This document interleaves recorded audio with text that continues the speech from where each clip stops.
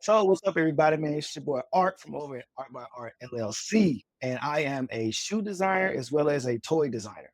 I'm Jason Height, J Height Art. I am a shoe sneaker artist and also just traditional painter. If paint sticks to it, I'll paint it. Yeah, my boy's super talented, man, and we are Artist Or Unhinged. Artist Unhinged.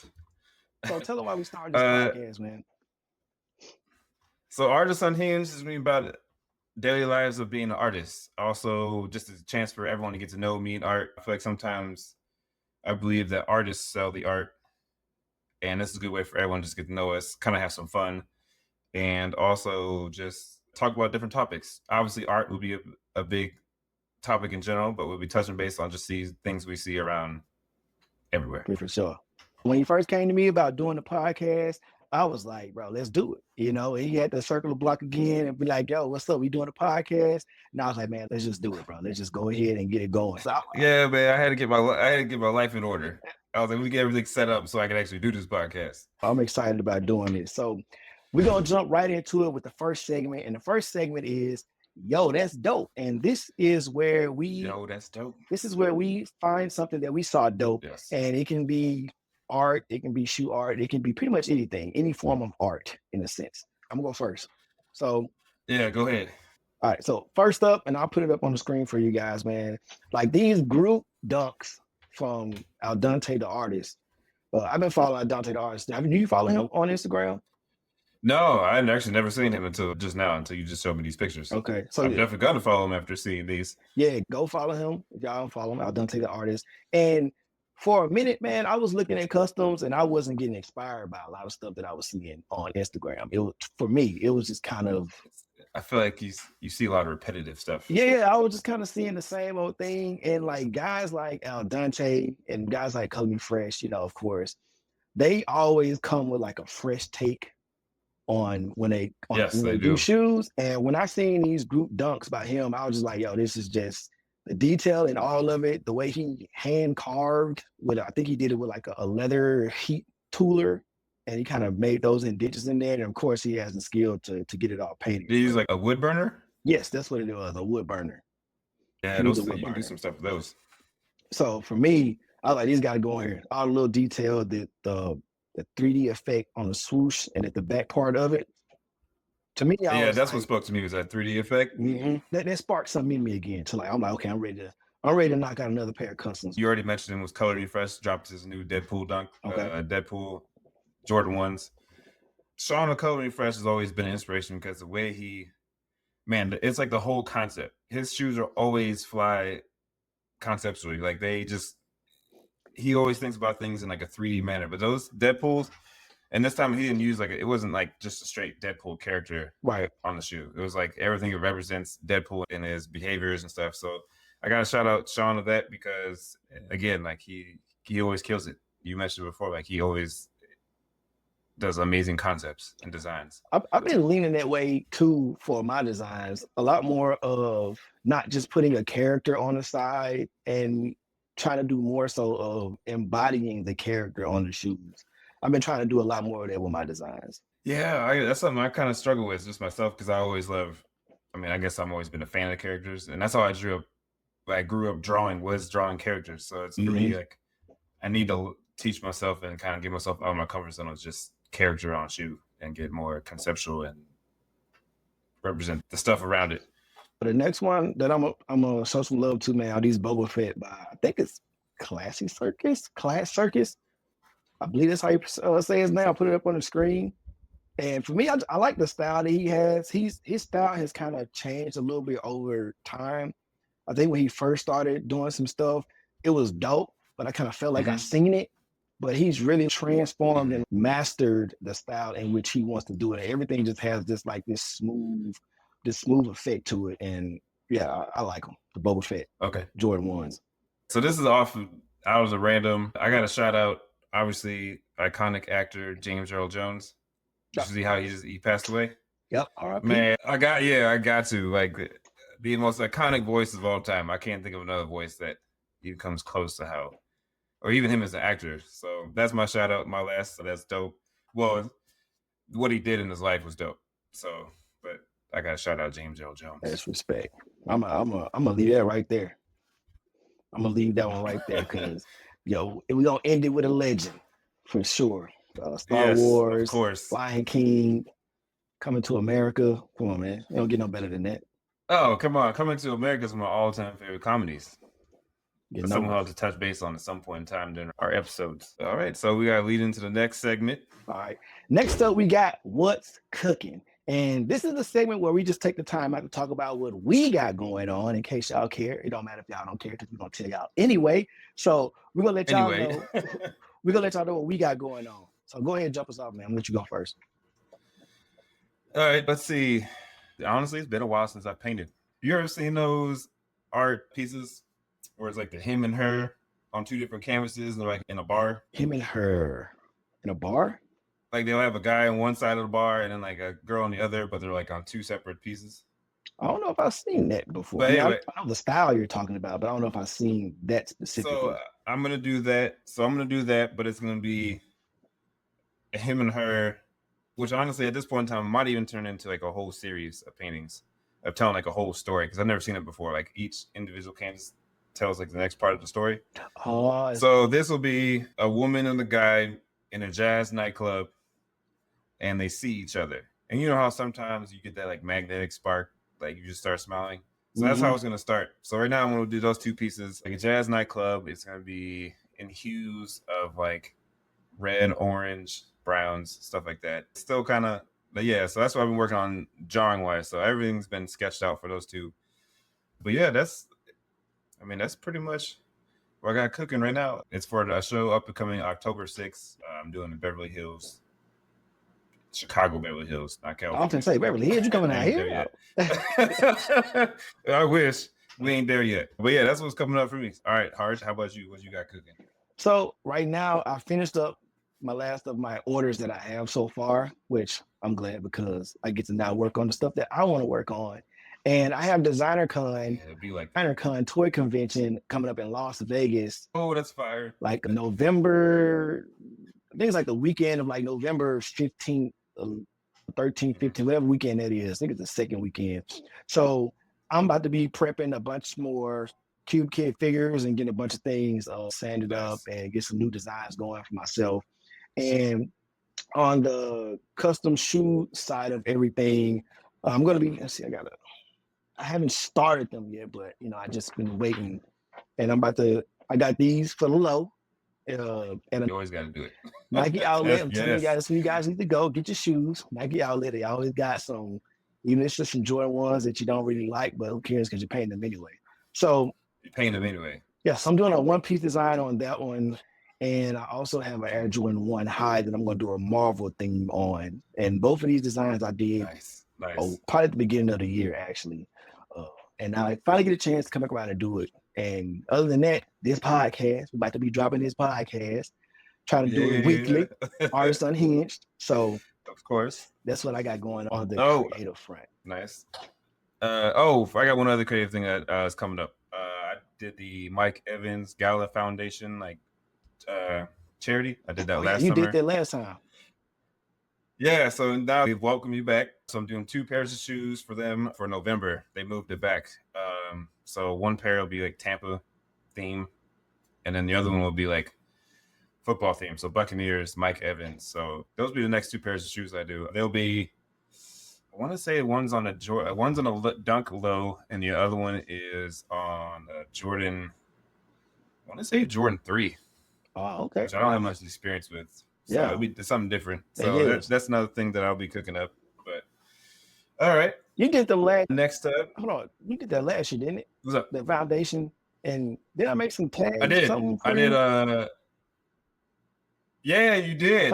Dream big. Yeah, dream big. I knew something. Art always comes through the tags. We've done tags several times because you have those Stranger Things. Sure did, dude. That was one of my favorites. We made the clocks. I still have the set of small clocks. I couldn't decide on what size. I was so new. I figured when season 5 drops, I'm gonna be using them again. I was so new at creating like the little 3D pieces and stuff like that, man. I was so new at it, but I appreciate you trusting in your boy. Hey man, you came through. I painted them up. It looked real nice. People were talking about, oh shit, you got the clocks on there too? I'm like, yeah, my boy Art helped me out. He's like, where'd you get those done? I've had people ask a few times. So Yeah, But yeah, appreciate it. that was of course. All right, next up. This is where it gets a little interesting. We're gonna be literally the unhinged section. This section we'll be talking about anything and everything that may speak to us during the week, during our times in between episodes. This week we will be talking about. So LeBron James dropped this whole, was it his podcast he was on? Yeah. Yep. It was him and JJ. Was it him and JJ Reddick podcast? I think it was. I thought it was the him and JJ Reddick podcast. So yeah, so they're gonna be a different couple sections, this unhinged section. But the first one will be talking about LeBron James. He's talking about to be great, you have to sacrifice. And one of the sacrifices he was talking about is loved ones, because sometimes they don't understand. So we're gonna go dig deep. We're gonna dig a little more into that and see how me and Art feel about this. You can go ahead and start if you would like.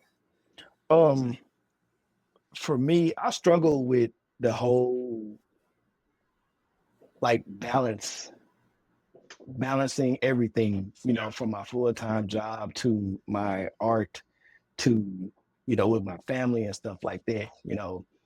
I struggle with it only because like I be wanting to dedicate so much time to this, because it's like it's only me working on this. Like there's nobody else really helping. So no helpers. I can't be like, here, I'll send this off to go get sanded and made, and then all I'll do is paint it. If that was the case, that would be a lot easier. But when you're the only person who's doing everything, sometimes you get sucked into it, and it's easy. And if you love doing something, I don't know if y'all know, but if you love doing something, just like LeBron James loves playing basketball, I feel like it's really easy to get sucked into, like him practicing and eating healthy and going to the gym and work out because he want to be the greatest. And so I think the fact that he does have a partner who's willing to, I guess, take on that sacrifice with him makes him do his job a whole lot better. But I was saying how much easier. I feel like, because, he's pretty much been making a lot of money since he came out of high school.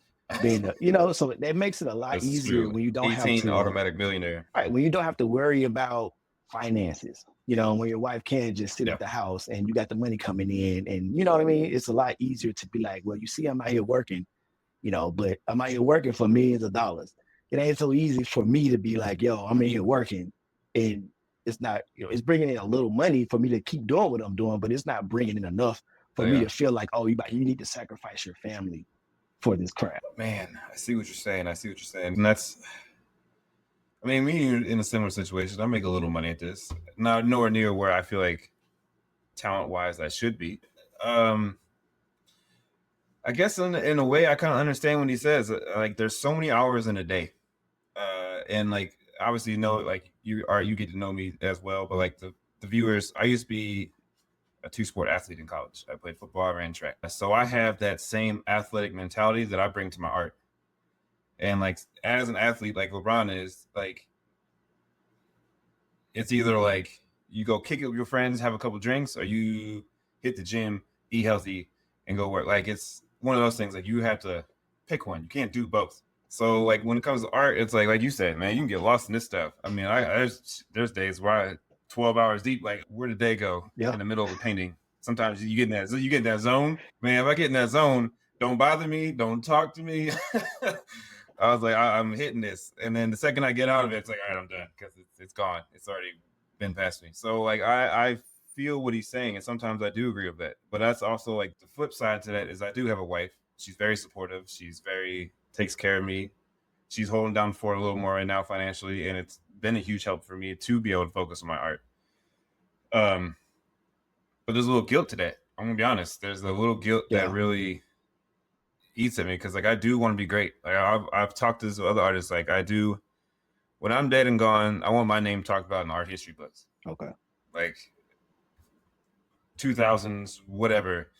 Jason Haidt brought a whole different art to the art world, and now you see more pieces that are of cultural difference in art museums or this and that. So like that's a desire of mine. That's something that I really am going to push for until the day I die. Like, as artists, we don't retire, we die. Yeah, it's like, exactly. Yeah, there's no retirement for me. I'm going to do this until I can't, until my hand is shaky. And even then, guess what? I'm going abstract. Like, exactly. So it's one of those things. Yeah, I agree with him to a certain extent, but like you said, I try to find that balance. I try to find a way to still have a healthy, loving relationship with my wife, but also fulfill my own goals and to succeed and be amazing at what I do. So And I could definitely see both sides of what he's saying. yep. And I definitely want to shout out my wife because she helps keeps me grounded. Like she will come in and she'll be like, Facts. she'll come stand at my door and she'll be like, I'll be like, all right, bitch, it's time, I was like, it's time to get up out of here. So she'll definitely Yeah, my hold me wife. down, man. And she roots for me, you know. And I love her for that, because it's difficult, man, when you're trying to juggle so many things, you know what I mean? So Yeah. but she held me Yeah, down. my wife's the same way. She holds me down. She even honestly, there's times, you know how it is. I love to paint. I love being creative. But there's days I just don't want to do this shit. Like I don't want to touch a paintbrush. And so there's days like my wife would be like, all right, you need to get your ass in there and start painting. I'm like, damn, all right. I love She it. gives me a little nudge sometimes that you need it. I love when my wife would be like, "You don't want to go and you don't got no video edit, or you don't." I'd be like, "For real? You gotta tell me twice." I love when she like when she'll tell me like, "Yo, you need to go be doing something." It makes me feel good about Yeah, what man. I'm doing. Yeah, it's like you got that backing, that support, especially as artists, because no one, man, times I'd be like, oh, I'm an artist. They look at me funny, like you're an artist, like that's an actual job. Yeah, bitch. It's a I job. spend it's a job. I spend just as many hours working or more than you do. So why would I don't know. That's a whole different subject we can get onto at another episode. All right. So I think we concluded on that topic. No? Yeah, I think it's wrapped I up, know man. you have I mean, I said all I need to say about it. I'm really sure like it's, I know it's probably hard because he didn't really tell how he I mean, he probably did in the full episode, but we only saw the clip, how he kind of manages everything, how he managed to manage everything. But again, I will say that money isn't everything, stuff. but it does help a lot of stuff go smooth when you have a lifestyle that you're trying to live. And, so I will say that. Well, it does make it easier for your wife to back you. Yes. All the bills are paid. It's like, okay, you finna spend 24. I'm not finna see you for 24 hours because you got to finish this and you finna be bringing home $1 million. Yeah, okay, go ahead. Go ahead. Do your thing. Yeah, go ahead and do it. So, I mean, that's the goal to get to that point. Well, obviously, it won't be LeBron status, but if I can get the millionaire spot, take care of the wife, family. Facts. Goals. Facts. Next up. This one's very controversial when it comes to artists. AI art. Art, how you feel about that? AI art, man. Like at first, I was kind of like, yo, that's cheating. I ain't even lie to you. I was like, AI, that's cheating. You know what I mean? But somebody who is not like I'm not a good freestyle, straight out of my mind, I can put it down type draw. It's not how I do. So I was like, same category as you. I was like, if I'm not doing it, nobody should be doing it. But over time, I'm not gonna lie, like over time, I have played around in Midjourney. I haven't used anything from Midjourney because I do pride myself on coming up with my shoe designs like on my own. But like when I've been playing around with like for my designer toys, like I created this little robot, this new robot that I haven't printed or anything yet. I created it in Midjourney, and then I still got to go into 3D software and do it, and create it myself. But it allowed to help me come up with a character. So I'm okay with it in a sense. But what I do not like, but first, give me your initial, and then I'll come back and tell you what I don't like. So give me your initial thoughts. So I was on the same tip as you. I was getting mad. I'm like, come on now, you can't be passing this shit off as art. Like, people are like, oh, I'm an artist. I guess that's what it gets me. You put some words into a prompt, it spits out an image, and then all of a sudden you calling yourself an artist. To me, that's a disrespect to everyone who is an artist, who's put in the hundreds of thousands of hours, who's done the sketching, who's played around with the materials to figure out how they work and how they blend and all that stuff. So for me, I was a little irritated at first, but so I want to be transparent. There's a piece that I did. It's a black and white one. I don't know if you've seen it on my Instagram. It's like a naked man breaking the chains. Yes, I remember that one. So that whole put it up on the conceptual, so you guys can see it too. Yeah, so I had the idea in my head, but I couldn't figure out how I wanted to conceptually put it onto the canvas. So I was messing around with Midjourney. This is like when Midjourney first started, so the picture sucked. But the piece that I spit out, so I put like a man in cave breaking out of the shadows or what. So I spit out these little images. I'm not glad that the bodies were disfigured and it looked terrible, but it gave me like the perfect idea to bring one of my most personal pieces I've ever done for myself to life. So for me, AI is a tool. I think it's a great way to brainstorm, and that's obviously intake ideas, but also, again, it's a tool. It's not everything, but it helps you. It can help me get to the exact image and piece that I see in my head into reality. So I look at it as an amazing tool. I've even used it some for like the background ideas for like the two pieces I'm working on now, the in the nightclub. So I'm using some of the Midjourney stuff just to brainstorm like a jazz club. Because again, I'm like you. I can't just come off the top of the dome. I have to see reality to bend it, I guess you can say. So I'm not gonna be up in a jazz nightclub all over Chicago trying to like take pictures with my camera to get ideas. I'm like, I don't got the time for that. Yeah. None of that. So so I'm here typing up prompts like jazz nightclub, orange and red hues, whatever, and then it pops up these random images. Now I can take these images and bend that to exactly how I want things to look in my picture. So I feel like it's a tool. It's not art. Yeah. And my thing is like you still have to bring it to life, which brings me back around to what I don't like. I don't like it when I see Okay, let's speak it. I don't like it when I see AI images and people just post them like, yo, this is my mock-up I did. And it's just like, and it looks like a real shoe. So it looks like, oh, yo, I just made this, I just made this. And it's like, bro, that's AI. Like I just painted bro, that's AI, bro. Like you didn't paint that. Now, if you can take that concept on paper and bring it to reality, and it looks, it's looking like that, then and even put your little spin on it. Yeah, hats off to you. I ain't got nothing because you still have to be the artist to create it. I just don't like when people just will prompt something and then be like, yo, I did this.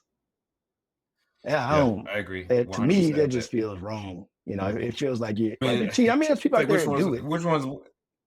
Go ahead. Yeah, I was like, which one? I was gonna say, which one's worse? Either that or like just straight up taking someone else's shoe, putting it like on your Instagram, and passing that off as like your own.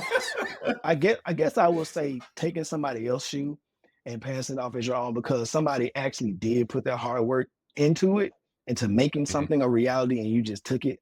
On Midjourney, of course, you put the prompt in and everything, but I almost feel like you tricking people. You trying to get people to get stuff from you or sell stuff from you, buy stuff from you that you haven't created. And if you do create it, okay, again, hang on. If you do create it and it looks good and stuff like that, then that's what's up. But if you show somebody a mock-up of an AI generated shoe and then you send them something and it look nothing like it, come on, pass it off as your own. Come on, bro. No, I agree with that. I agree.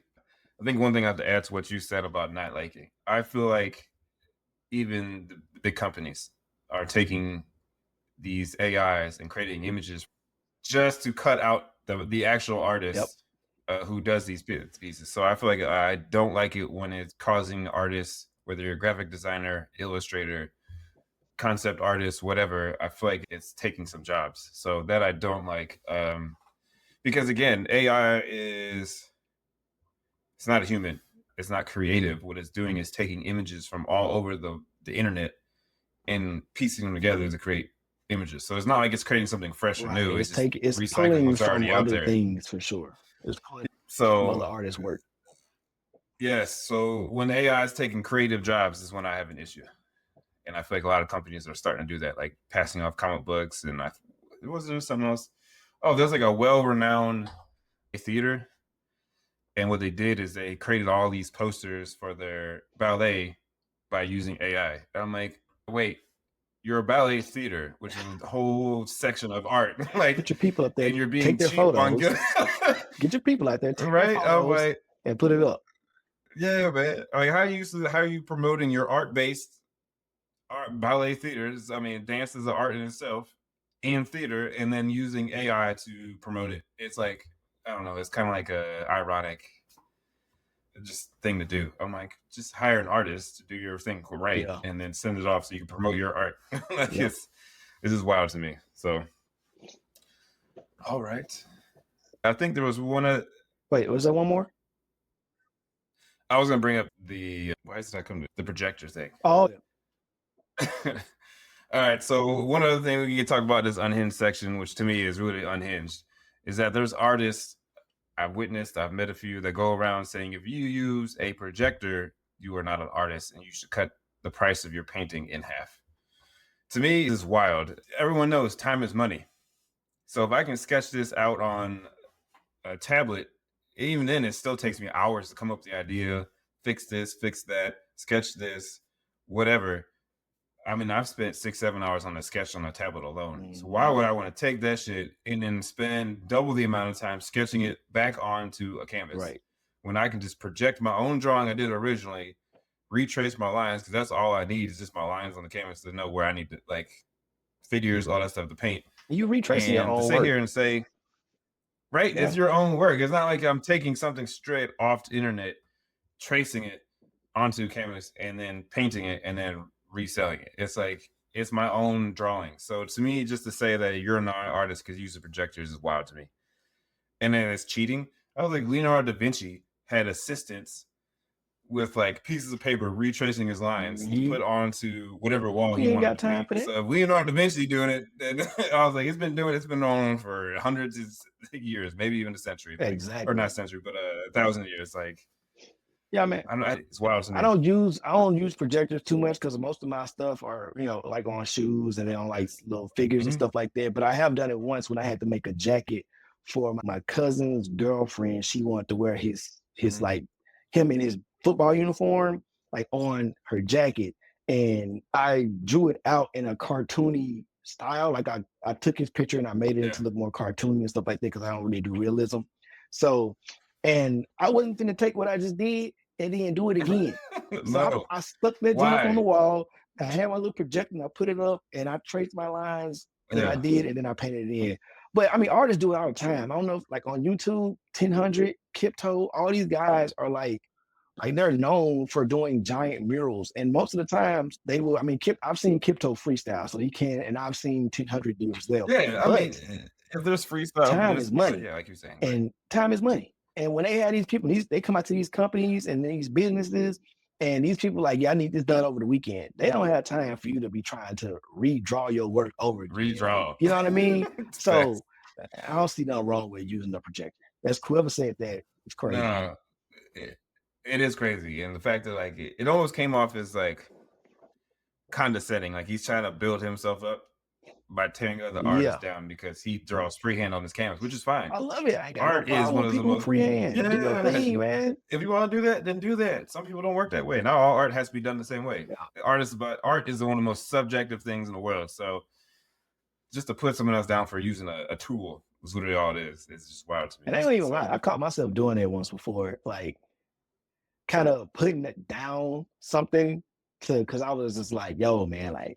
And I'm gonna say it was with the LV designs. Like when I seen people doing LV designs and they was blowing up from doing the LV designs, I was like, bro, they ain't doing nothing with LV designs. Like, and then I had to think to myself, I was like, okay, bro, like if that's what they can, if that's what they can do, then that's what they can do. I ain't finna mention it no more. I just did again, but now I'm talking to but now I'm saying it from a respective point of view, man, where it's like I respect people in the craft that they're doing. Like if that's what you do and you can do it dope and people love it, man, by all means, do you.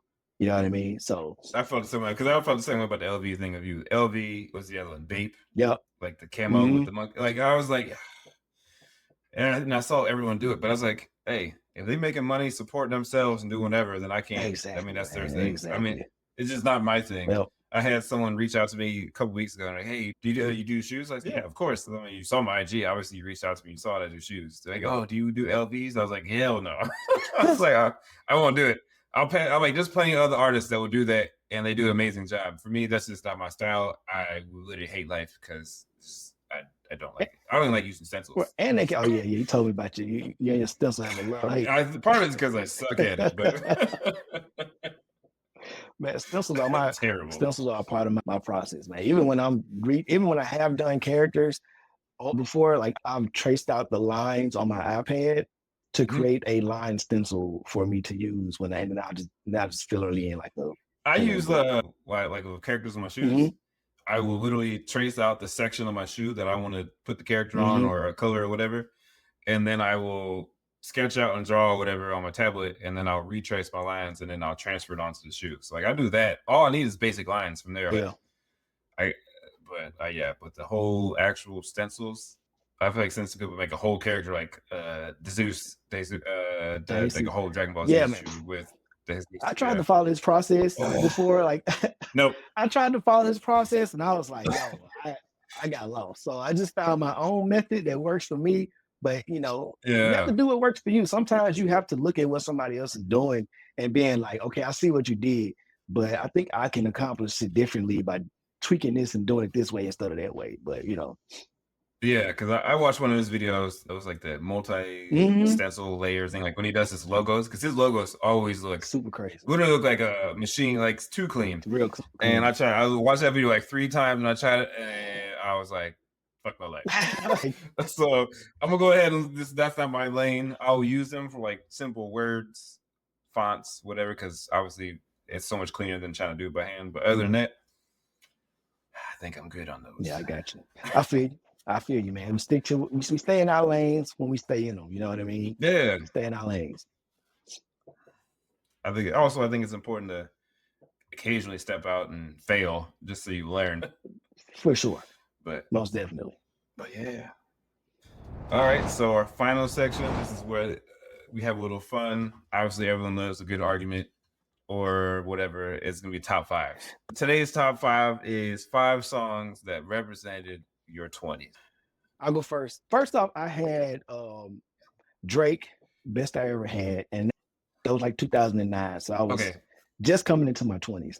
Yes. So just to piggyback off you, Drake was literally so many songs I could pick from Drake in my 20s. Like Drake was literally representative as an artist in my 20s. I made myself only put one because I could have did a lot. I could have did a lot of them, but I made myself only put one. I could have done that. I could have done an entire 5 off Drake songs. The Best I Ever Had, and the reason I put that down because for me it represented like it was my first time out in California by myself. I was doing an internship for my day job, and it was my first time being out here alone on my own, and it almost kind of represented like a transition from like the young college kid, no responsibilities type to like, okay, I'm out here in California on my own.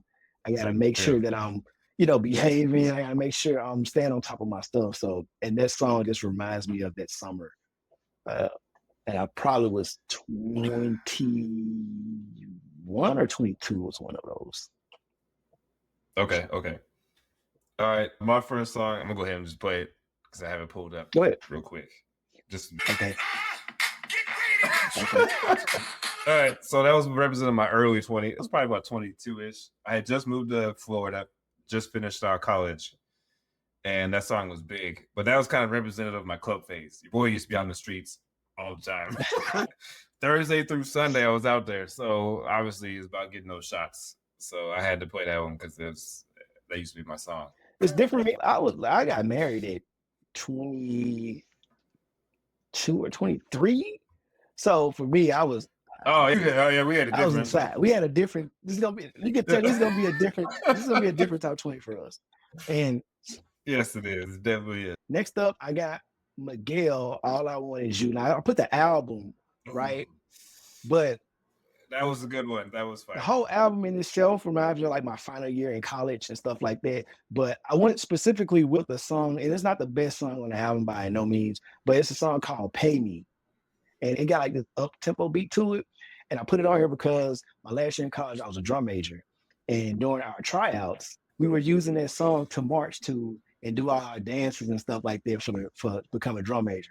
So that was like a key part of me for my 20s, what I remember too as well. So Miguel, the All I Want Is You album, but specifically the song Pay Me. I'm kind of stuck on this drum major thing. What school did you go to? Were you like an HBCU? Yes, of course. I went to Alcorn State University. Do you have videos? Do I have any? I don't think I have. My mom probably got some. You don't have no videos. Come on, no. This was in 2000 and honestly, this was like 2010. So I'm about to put one on it. We put one on this channel. And really, like Instagram didn't really pop off. Like people weren't just recording stuff and putting it up as much as they were back then than they are now. But I think there's maybe one video that I do know from 2000. You type in Alcorn State University 2010, you may be able to find a field performance. It's not zoomed in on me, but you may be able to find out. I guess I'll put some pictures up. I'll put some pictures up. I do have pictures, so I'll put some pictures up for sure. This motherfucker's on the drum line.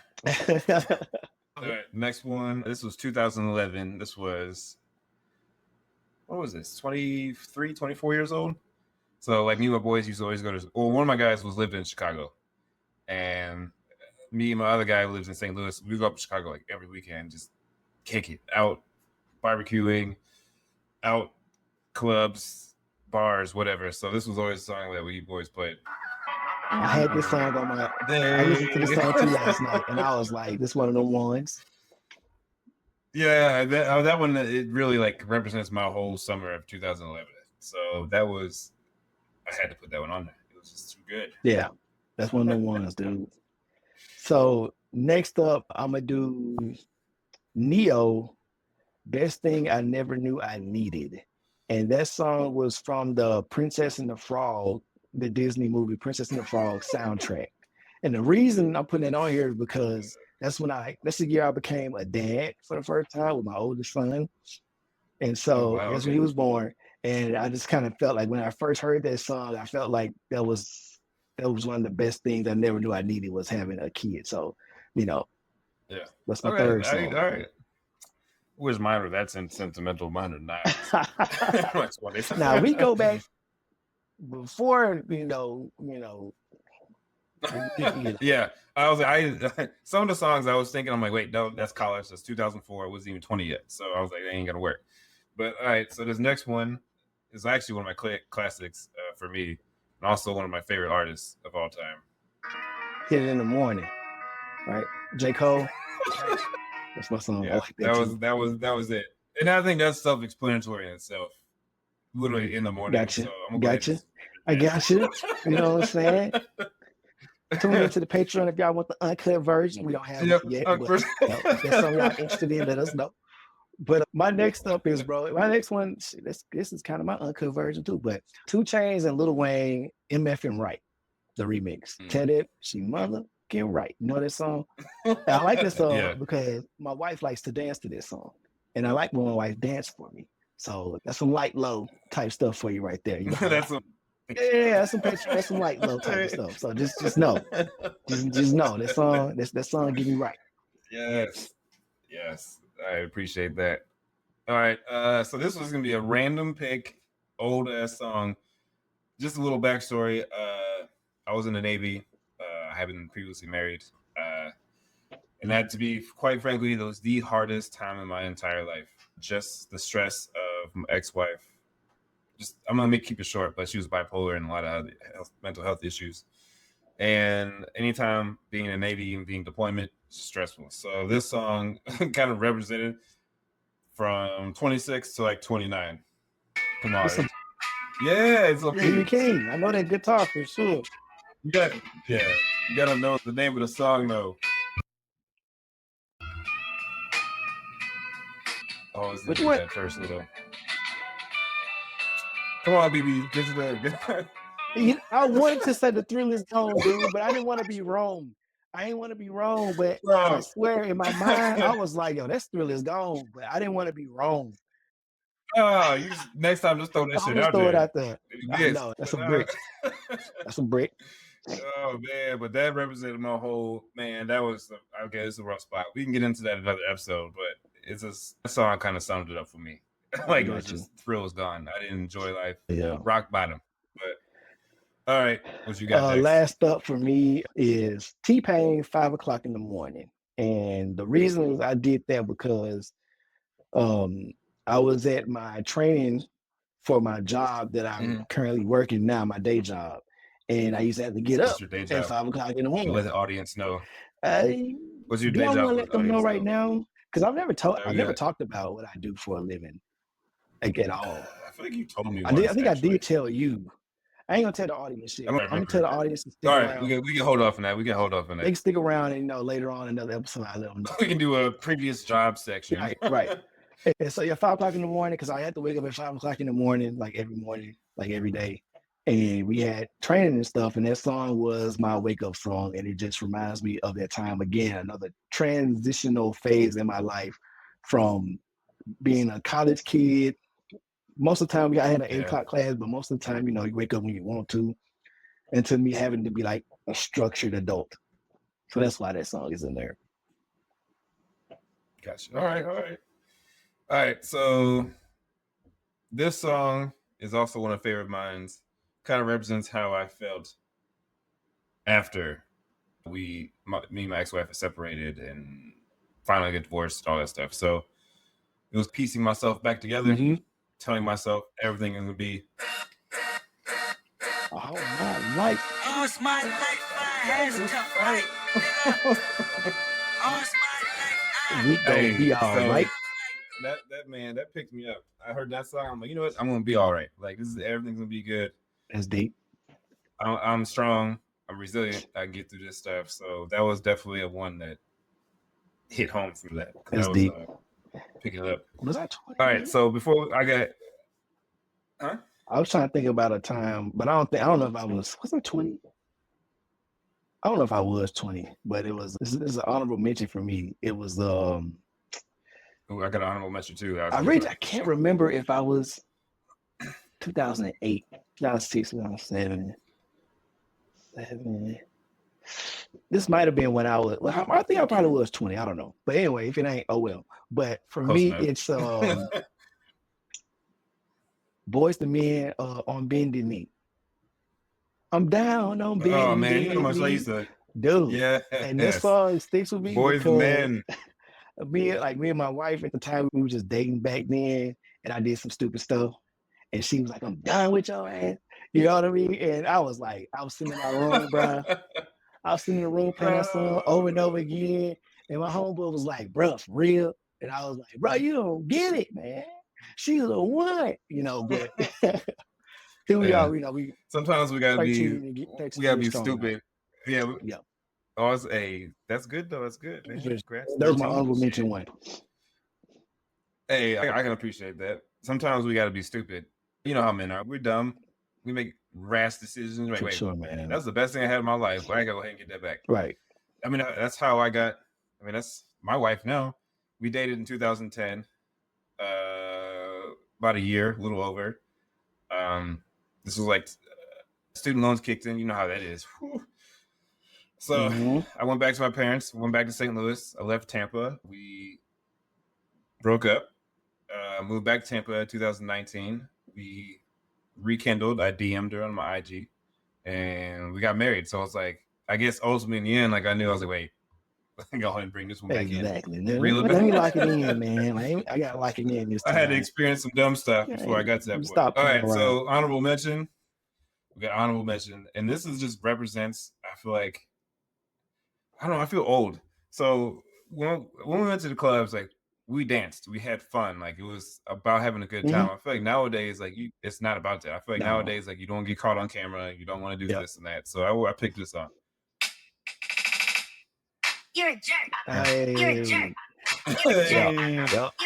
This reminds me of Cali too. This reminds me of a Cali song. I had to put that one on there because we had all. It was always dancing. I love that. Cat Daddy of dancing, bro. Because man, we was a jerk. Cat Daddy. Going back to college, we had Dougie Leg. Yeah, bro, we was doing all this stuff. Hey, you. Exactly. Soulja Boy right there for sure for me in high school. We were Soulja Boy in this. Oh man, I'm dating myself because that was definitely Soulja Boy in that hole in the middle of the clubs and all the white girls. Like, can you teach me? No, I don't got time for that. Can you show me how to do the thing? I can't. Like, no. Man. So I just remember that time. I mean, you had all those other songs too. Was it? Oh, my Tall Tee. Do you remember that one? Bang in my Tall Tees. That was my era, bro. That's high school for me, man. We want to go high school songs, bro. Like all that was high school. We might have Tall to because high school baggy shorts. Man, they had all the colors. You had white tee, black tee, pink tee, red tee. We was doing all that, man. Oh man, there was too many songs. Was it Lil Jon? Snap Your Fingers. Classic. Oh, Lil Jon was hot, bro, back in high school. Young Jock. Jock had them joints too. He did. Jock had them joints. But that's the top 5, man. That's our top 5 for the day, man. We're gonna wrap it up today. You know, if y'all got some suggestions or anything y'all want to hear us talk about, man, drop it down in the comments. Like, interact back with us. Please let us know. Let us know what y'all want to hear from us, and we're gonna be back again. Our goal is to shoot at least once a week right now, but if it picks up and y'all like it, you know, we're gonna do more. But we're trying to build a community here. We can all learn from each other, build, have fun. Most definitely, man. And so again, man, I'm your boy Art over at Art by Art LLC on Instagram. You can also check out my personal YouTube channel, Art by Art Creates. I have videos over there. You can see me creating most of this stuff as well as the shoes that I do. So yeah, go ahead and check me out over there as well. All right, and it was nice having a good time with all y'all. My name is Jason again. My Instagram is j.height.art. Right now I'm working on a personal YouTube channel, so I ain't got that up and running yet, but I will soon. I'll let y'all know when it does. For sure. But yeah, this is A and J, and we love talking about all y'all and just shooting the shit. And this is Artist Unhinged. Artist Unhinged, baby. All right, we'll see y'all next time, man. We out. We out.